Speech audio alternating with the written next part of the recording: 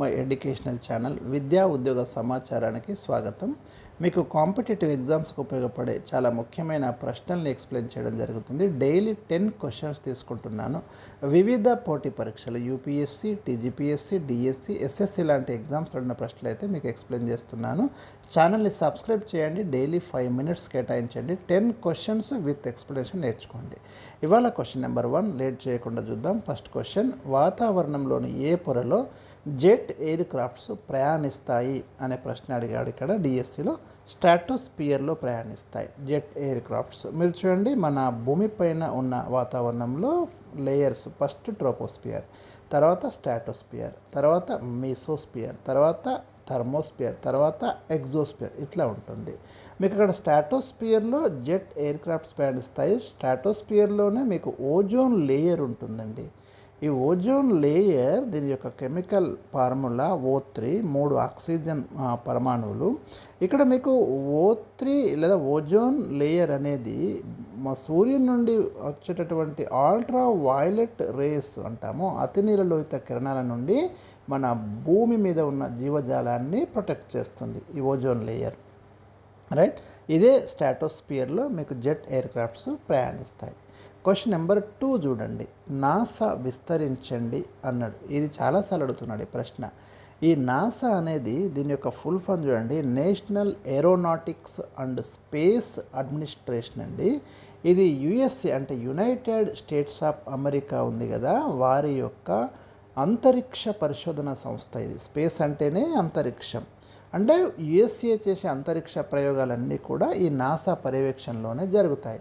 మీకు ఇండియాకి ఎట్లాగైతే ఇస్రో ఉంది, ఇండియన్ స్పేస్ రీసెర్చ్ ఆర్గనైజేషన్ మనకు బెంగళూరులో ఉంది. మొత్తం మన అంతరిక్ష పరిశోధనలన్నీ కూడా ఇస్రో నేతృత్వంలో జరుగుతాయి. అదే అమెరికాలో, యుఎస్ఏలో నాసా నేతృత్వంలో జరుగుతాయి. దీని హెడ్ క్వార్టర్ వచ్చేసి ఎక్కడుంది, మనకు వాషింగ్టన్లో ఉంది, right. Question number 3, father of ecology అని ఎవరిని పేర్కొంటారు? ఇది ఆవరణ వ్యవస్థ గురించి చదివేటప్పుడు, పర్యావరణం గురించి చదివేటప్పుడు చదువుతారు మీరు. ఎర్నెస్ట్ హక్కెల్ని మనము ఫాదర్ ఆఫ్ ఎకాలజీ అంటాము. ఇది కూడా ప్రీవియస్ క్వశ్చన్, డిఎస్లో కూడా క్వశ్చన్ అడిగాను. బ్యూరో ఆఫ్ ఇండియన్ స్టాండర్డ్స్, భారత ప్రమాణాల సంస్థ అంటాం తెలుగులో. దీని యొక్క హెడ్ క్వార్టర్ ఎక్కడుంది అనే ప్రశ్న అడిగిండు. న్యూఢిల్లీలో ఉందండి. Question number 5, in vitro fertilization technique ఎవరు కనుక్కున్నారు? ఐవీఎఫ్ టెక్నిక్ అంటాం దీన్ని మనము. ఇన్విట్రో ఫర్టిలైజేషన్ లేదా ఐవీఎఫ్ టెక్నాలజీ అంటాము.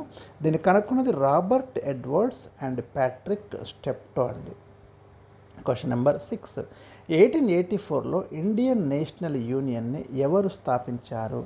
సో దీనికి ఆన్సర్ ఏవో హ్యూమ్ అండి. ఈ ఇండియన్ నేషనల్ యూనియనే తర్వాతి కాలంలో మనకు ఇండియన్ నేషనల్ కాంగ్రెస్గా మారింది. ఎప్పుడు అంటే నెక్స్ట్ ఇయర్ 1885లోనే ఇండియన్ నేషనల్ కాంగ్రెస్గా మారింది. మీకు అడుగుతాడు ఐఎన్సీ ఎప్పుడు ఏర్పడింది అంటాడు. 1885 డిసెంబర్లో ఏర్పడిందండి ఇండియన్ నేషనల్ కాంగ్రెస్. దాని మొట్టమొదటి సమావేశం వచ్చేసి మనకు బొంబాయిలోని గోకుల్ దాస్ తేజ్పాల్ సంస్కృత్ కళాశాలలో జరిగింది. అక్కడ అటెండ్ అయినటువంటి ప్రతినిధులు వచ్చేసి మనకు 72 మంది. ఈ ఐఎన్సీలో కాంగ్రెస్ అనే పదాన్ని సూచించింది దాదాబాయ్ నౌరోజీ. ఐఎన్సీ స్థాపకుడు కూడా అలెన్ ఆక్టేవియన్ హ్యూమ్, ఏవో హ్యూమే. ఐఎన్సీకి మొట్టమొదటి అధ్యక్షుడు ఎవరు అనే ప్రశ్న వస్తుంది. మొట్టమొదటి అధ్యక్షుడు మాత్రం డబ్ల్యూసి బెనర్జీ. ఫస్ట్ మీటింగ్ మీకు 1885లో ముంబైలో జరిగింది. ఐఎన్సీ కంటే ముందున్న సంస్థ మీకు ఇక్కడ Indian national union founded by ఏవో హ్యూమ్. క్వశ్చన్ నెంబర్ 7, భారత ప్రభుత్వం ఏ రోజున లయన్ క్యాపిటల్ను జాతీయ చిహ్నంగా గుర్తించింది? మన నేషనల్ ఎంబ్లమ్ ఉంది కదా, ఈ లయన్ క్యాపిటల్ అంటాము, దాన్ని జాతీయ చిహ్నంగా గుర్తించింది ఎప్పుడు అంటే, మన నేషనల్ ఎంబ్లమ్గా ఐడెంటిఫై చేసింది 26 జనవరి 1950 అండి. ఇదే రోజు నుండి భారత రాజ్యాంగం అమల్లోకి వచ్చింది. అదే రోజున మనం లయన్ క్యాపిటల్ని నేషనల్ ఎంబ్లమ్గా గుర్తించడం అనేది జరిగింది. లయన్ క్యాపిటల్ ఎక్కడుంది? మీకు ఈ 4 సింహాల ముద్ర అంటాం కదా, ఇది మీకు సారనాథ్లో అశోకుడు నిర్మించినటువంటిది అండి, అక్కడ ఉంది. అక్కడ నుంచి మనం తీసుకున్నాము. ఈ లయన్ క్యాపిటల్ కింద మీకు ధర్మచక్రం ఉంటుంది. దాని కింద మీకు దేవనాగరి లిపిలో రాసిన సత్యమేవ జయతే, దాన్నేమో మనం ముండకోపనిషత్తు నుంచి తీసుకున్నాం. అది కూడా చాలా important question. Sarnath very important historical place అండి యూపీలో. మీకు బుద్ధుడు తన మొట్టమొదటి సందేశాన్ని ఇచ్చింది ఇక్కడనే. కాబట్టి బౌద్ధం పుట్టింది ఎక్కడ అంటే సారనాథ్లోనే. ఆయన జ్ఞానోదయమైందేమో బుద్ధుడికి బోధిగయలో.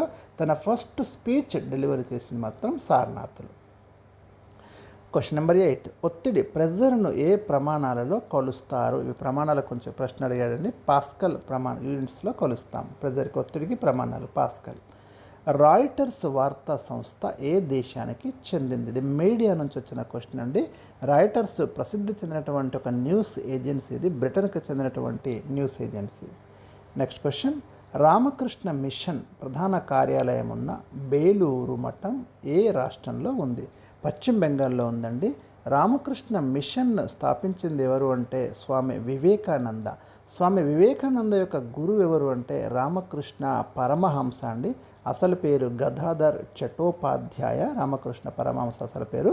మరి తన శిష్యుడు వివేకానందుడు ఇక్కడ రామకృష్ణ మిషన్ని స్థాపించి సర్వీస్ చేయడం జరిగింది. ఈరోజు కూడా చాలా బ్రాంచెస్ ఉన్నాయి. సో ఇవి ఈరోజు నేను ఇచ్చినటువంటి 10 క్వశ్చన్స్. మరో 10 క్వశ్చన్స్తో రేపు మీ ముందుకు వస్తాను. Thank you for watching. వీడియోను లైక్ చేయడం మర్చిపోవద్దు.